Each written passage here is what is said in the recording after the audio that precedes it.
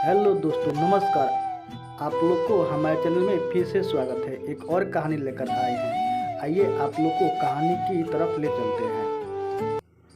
बात है कृष्णनगर राज्य में कृष्णचंद्र नाम का राजा राज करता था।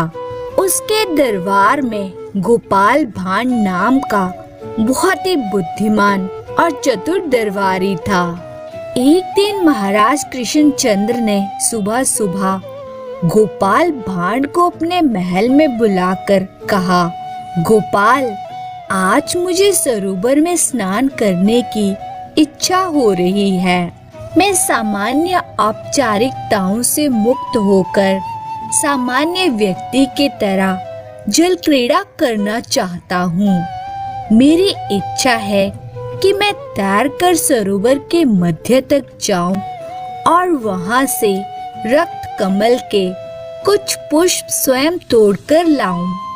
ऐसा करो, तुम स्वयं जाओ और देखकर आओ कि इस समय सरोवर के आसपास कितने आदमी हैं। गोपाल सुबह सुबह बुलाए जाने से खिंचा हुआ था। उसने महाराज की बातें सुनी और बिना कुछ बोले सरोवर की ओर चल पड़ा।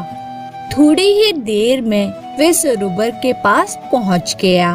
उस समय स्नान करने के लिए अनेक आदमी सरोवर की ओर जा रहे थे। गोपाल उन लोगों को देर तक देखता रहा। फिर वहां से लौटकर महाराज के समक्ष उपस्थित हुआ। महाराज कृष्णचंद्र ने गोपाल को देखते ही पूछा, कहो गोपाल, सब कुछ देख आए? सरोवर में स्नान के लिए मैं निकल सकता हूँ या नहीं? गोपाल ने धैर्य पूर्वक उत्तर दिया, महाराज, आपने मुझे यह देखकर आने को कहा था कि सरोवर के पास कितने आदमी हैं। मैं देख आया हूँ, वहाँ सिर्फ एक आदमी है। गोपाल के उत्तर से महाराज प्रसन्न हुए। उन्होंने कहा, तब ठीक है गोपाल, तुम भी चलो, थोड़ी जल क्रीड़ा कर आएं। गोपाल के साथ महाराज सरोवर की ओर चल पड़े। सरोवर के पास पहुंचकर महाराज यह देखकर हतप्रभ रह गए कि सरोवर में सैकड़ों लोग स्नान कर रहे हैं। कड़क आवाज में महाराज ने गोपाल से कहा, यह क्या गोपाल, तुमने तो कहा था कि सरोवर के पास एक ही आदमी है, मगर यहाँ तो भीड़ लगी हुई है। ऐसे में जल क्रीड़ा की मेरी इच्छा तो पूरी हो ही नहीं सकती। गोपाल भांड ने संयत स्वर में कहा, महाराज, मैंने आपसे जो भी कहा था वह 100% सही था।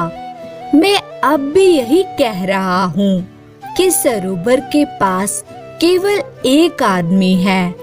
बाकी जो भीड़ आप देख रहे हैं वे संवेदनहीन और विवेक शून्य पुतलों की भीड़ है। इन्हें आदमी मानकर किसी तरह का संकोच करने की आवश्यकता नहीं। सरोवर में कलोल करती जिस भीड़ को देखकर आप अपनी जल क्रीड़ा की इच्छा को त्याग देना चाहते हैं, उस भीड़ में ऐसा कोई भी नहीं है जिसे खुद के सिवा कुछ और भी दिखता हो। आप निसंकोच जल में उतरें और अपनी इच्छा की पूर्ति के लिए तैरें, रक्त कमल तोड़ें।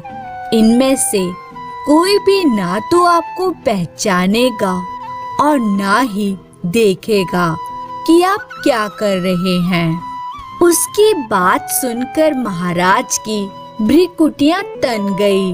उन्होंने आवेश युक्त स्वर में पूछा, ऐसा क्यों कहते हो गोपाल, क्या ये लोग अंधे हैं? नहीं महाराज, विवेक शून्य और संवेदनहीन हैं। बिना संवेदना और विवेक के आँखों का कोई अर्थ नहीं होता महाराज।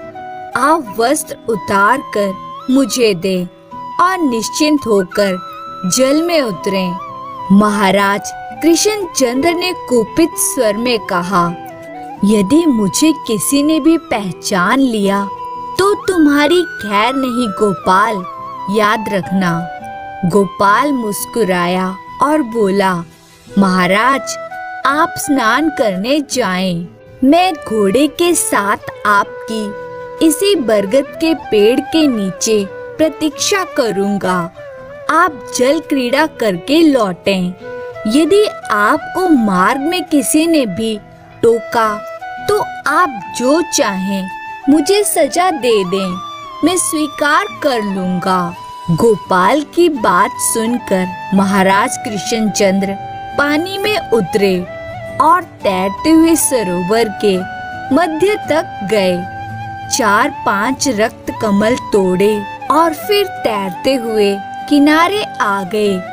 किसी ने उन पर ध्यान नहीं दिया। पानी से निकलकर महाराज बरगद के पेड़ के पास आए और गोपाल भांड से कहने लगे, गोपाल तुमने ठीक कहा था। मुझे ना तो किसी ने पहचाना और ना ही किसी ने टोका। अभी गोपाल कुछ कहता ही कि एक व्यक्ति वहां आया और विनम्रता पूर्वक महाराज को नमस्कार किया। महाराज चौंके और गोपाल से कहने लगे, लेकिन गोपाल देखो, ये व्यक्ति मुझे पहचानता है। अब बताओ तुम सजा के भागी हो या नहीं? नहीं महाराज, बिल्कुल भी नहीं, गोपाल ने तत्काल उत्तर दिया। उसने पुनः कहा, महाराज आप भूल गए, मैंने आपसे सुबह यह भी कहा था कि सरोवर के पास केवल एक आदमी है और यह वही आदमी है महाराज, जो अपने राजा को सामान्य नागरिक के वेश में भी पहचान गया और राजा को अपना अभिवादन देने पहुंच गया। महाराज को अपनी भूल का एहसास हुआ और उन्होंने आगे बढ़कर उस व्यक्ति को गले लगा लिया। थोड़ी देर के बाद महाराज गोपाल के साथ महल लौटने लगे। रास्ते में उन्होंने गोपाल से पूछा, तुमने ये कैसे जाना कि इतने सारे लोगों में कोई भी मुझे नहीं पहचानेगा, तथा इतने सारे लोगों के होते हुए भी तुमने ये क्यों कहा कि सरोवर के पास एक ही आदमी है?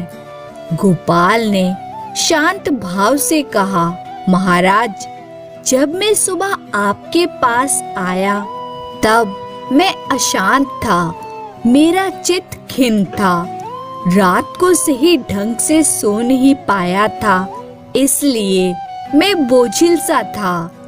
ऐसे में आपने मुझे सरोवर की ओर भेजा।